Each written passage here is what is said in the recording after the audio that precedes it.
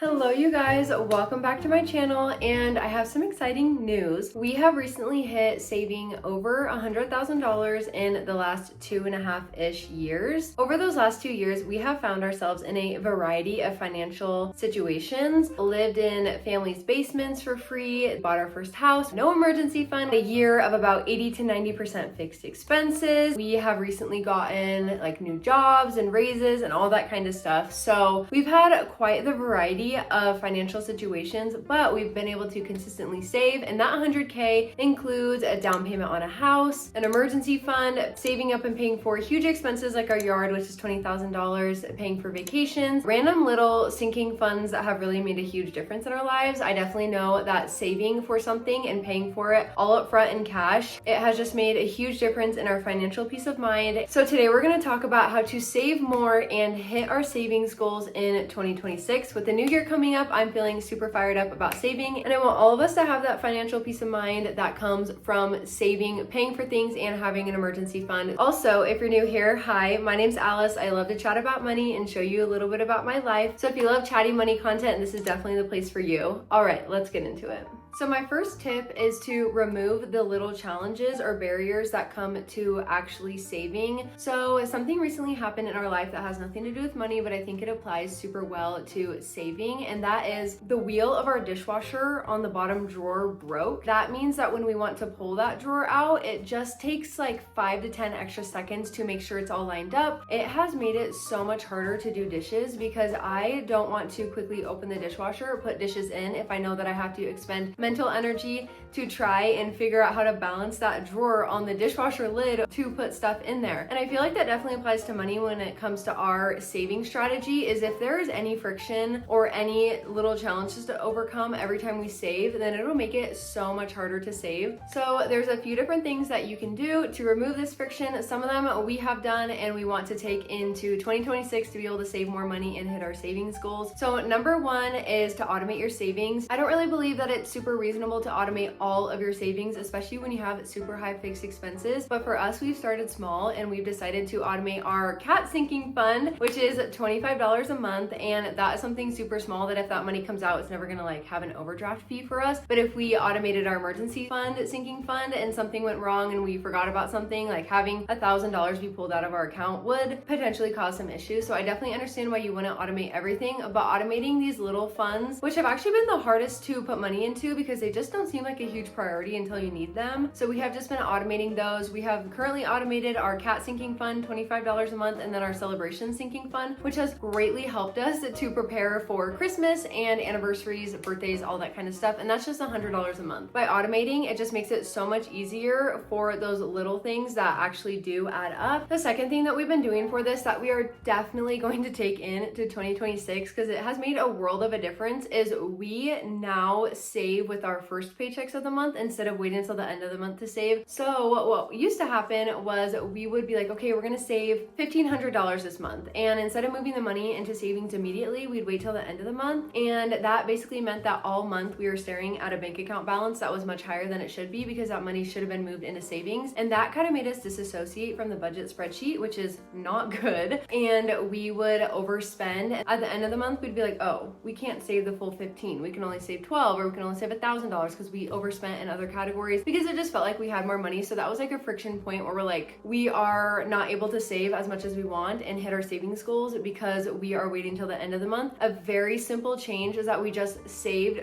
right when we get paid our first paychecks. Since we've been doing that for the last couple months, we have hit our savings goal every single month. We see a more realistic amount in our bank account, which doesn't lead us to overspend, and then we're not like confused as to why we can't save as much money as we wanted to. A good way to find these little friction points is to ask yourself, why can I not move money into savings right now? That might be the bank you go through has a horrible app experience and it makes you not want to go onto it and not move that money into savings. You might not have a high yield savings account. You might have all your accounts together and so savings gets all confusing. Whatever it is, figure it out and then remove that friction point. I know people say that saving money is easy or it can be easy, but from my experience, there are a lot of tricky parts to saving, and a lot of us are in a system where we're set up to fail, and credit card companies really wanting us to overspend, and lots of people banking on us overspending. Not your fault, but it is your responsibility. And so by removing these little little friction points, you are making something that can be difficult a little bit easier. You can save more money with less work.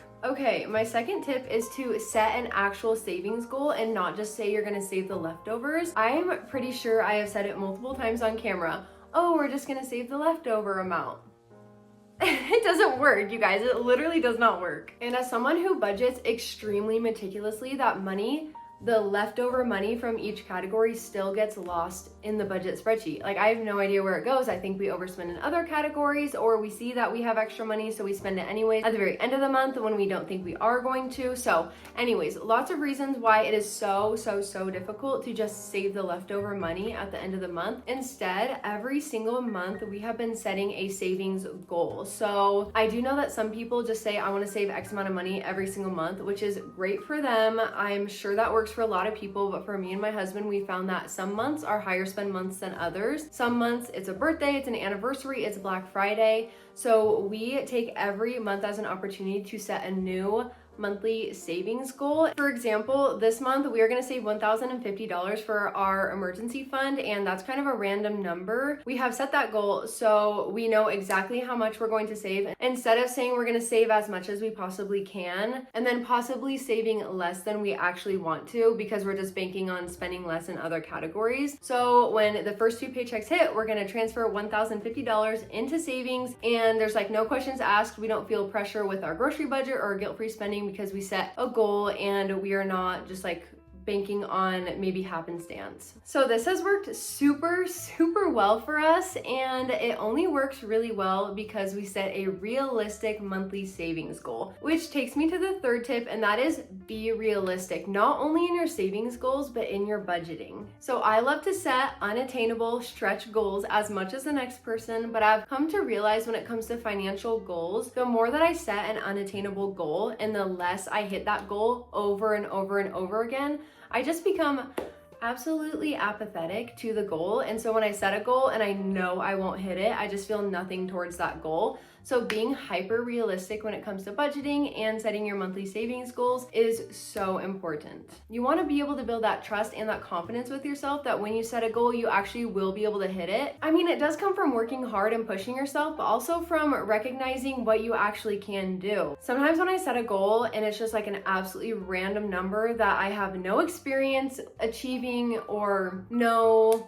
system set in place to achieve that, I still feel obligated to hit that goal, even if it is quite literally impossible. So I definitely take the stance of being hyper realistic, and that doesn't look like, okay, well, I'm a big spender, so I'm gonna budget all my money towards guilt-free spending and I'm gonna go into debt. Like, no, that's not what that means. For us, it means that if we're gonna go on a road trip, we put a lot of extra money into our gas budget. If we have family coming into town, I'm gonna budget a ton more for groceries. If we're going on vacation, I'm gonna budget a lot for eating out. I'm not just letting myself be lazy. I feel like being realistic helps you come to the terms of where you're actually at and where you can legitimately go and realistically go in the future when it comes to your goals. And so when you budget realistically, recognizing, hey, Black Friday's coming up, I'm gonna have to budget more for that. So when you are budgeting more realistically and setting realistic monthly savings goals, then once you start hitting those consistently, you'll be more confident in the fact that you can save money and you can hit your savings goals, and that you are someone who saves and you're not bad at saving anymore like you feel like you have been in the past. Okay, and my fourth tip for saving more money and hitting your savings goals in 2026 is to make a plan for your extra money. Now, this extra money is not like leftover money from the month before or leftover money in each little budget line in your budget. This is extra money like a tax return, a bonus, a 3 paycheck month, a huge monetary gift if you're lucky enough to get one of those. So I know looking ahead at 2026, we have 2 3 paycheck months, and then we have a couple bonuses. I think I want to say we're gonna get a tax return, but you literally never know. So we're gonna have this extra money come up, and me and my husband, we like to treat it more flexible. We're more into flexibility and communicating instead of being like we have this blanket rule. So a lot of people do have a strict or overall general rule for when they get extra money. Like, say they get a huge bonus at work and they say 50% goes to savings, 20% to investing, and 30% to wants. Like, that's totally great, and if that works for you, that's amazing. But for me, I'm not a very I don't like to do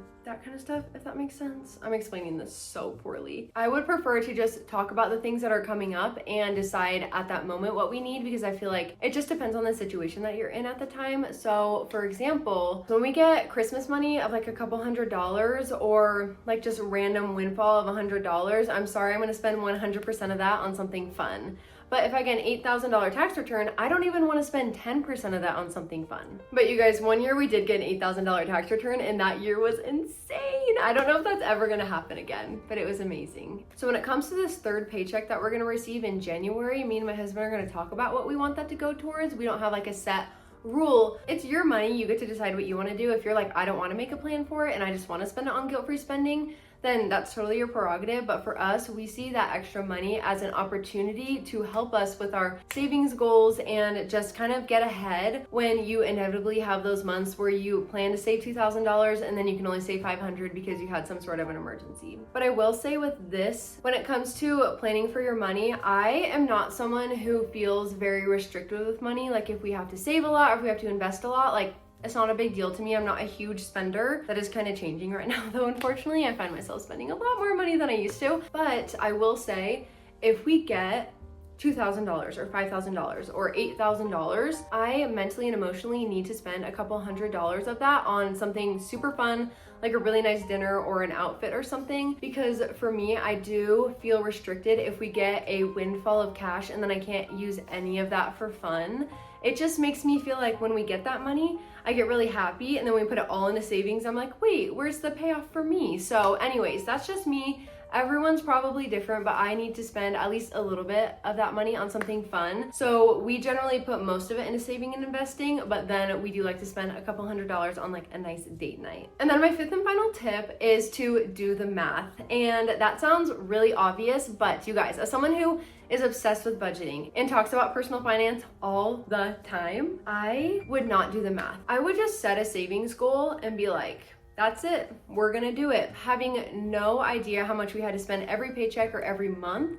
And so recently, I set our 2026 savings goals, or I was brainstorming about it in like June. I think I plan too much sometimes, but anyways, I was coming up with our savings goal for 2026, thinking about what we want to do and all that kind of stuff, like what kind of life we want to live and big things that we want to do for our future. And I came up with a savings goal, and I can't remember what it was because I've had to reevaluate since then. But I set this big savings goal and I was like, we're gonna do this. And then I was like, wait, how much do we need to save every month? And then I did the math and I realized that if we saved that much with our investing and our expenses and our bills and our guilt-free spending, we would be in the negatives. We would have negative $200. I remember seeing that number and being like, ooh, that doesn't actually work for our life. So I've had to reevaluate and find some realistic solutions to get close to our goal if we can't hit it all the way. So when I say do the math on your savings goals, I really mean figure out how much each paycheck or every month you need to put aside to hit that savings goal in the time that you want to hit it. And then, this is the important part, you need to do a fake budget spreadsheet simulating your bills, expenses, guilt-free spending,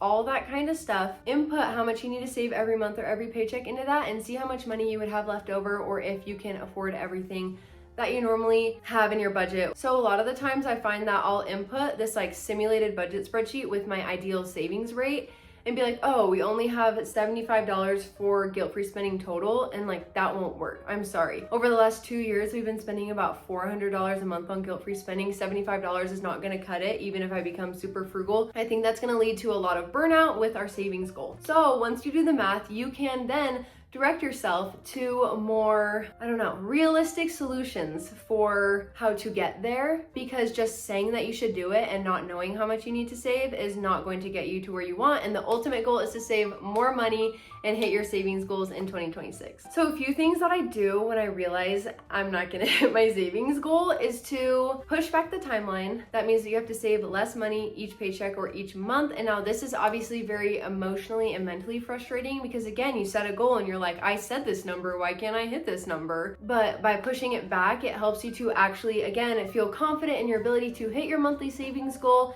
and then eventually hit your ultimate goal of how much you want to save, whether you're saving for a car or a house or a sinking fund or emergency fund, all that kind of stuff. So pushing back the timeline, I mean, I understand why you wouldn't want to do that, because you're starting January 2026 and your goal probably ends the end of December of 2026. And you're like, no, this is perfect. I need to hit it in this exact month. But 1 year, we set a savings goal for, I think, our emergency fund, and our goal is a 14-month period, because we knew we weren't going to hit it in 12 months. So we're able to more realistically save for our emergency fund in 14 months rather than 12 months, and that is not as satisfying to save in 1 year, but it helps you feel more confident in your ability to hit your savings goals.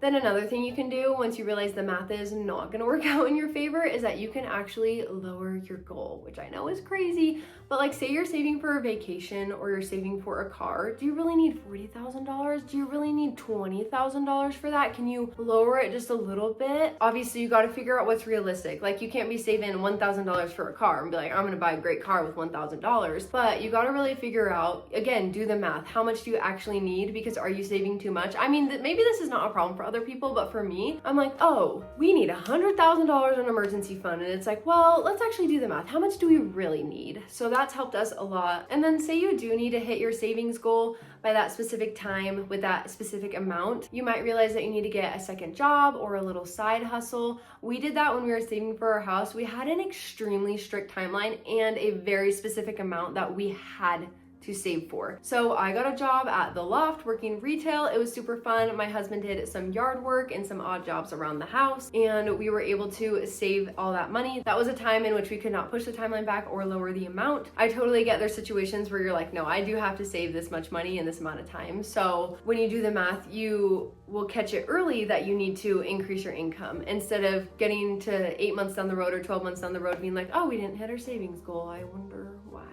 And then also, if you really can't move the timeline back or the amount back, then I would probably just practice cutting categories. If you usually budget $1,000 for groceries and you're well, what if we cut it back to $800? I would practice a few months doing that, seeing if that's possible, because if it's not, you need to readjust and figure something else out to hit your savings goal. But I think one of the most important things to remember is that it is better to get close and really, really try to hit your savings goal than to give up and not even try at all. For example, at the end of 2026, we want to have $30,000 in our emergency fund.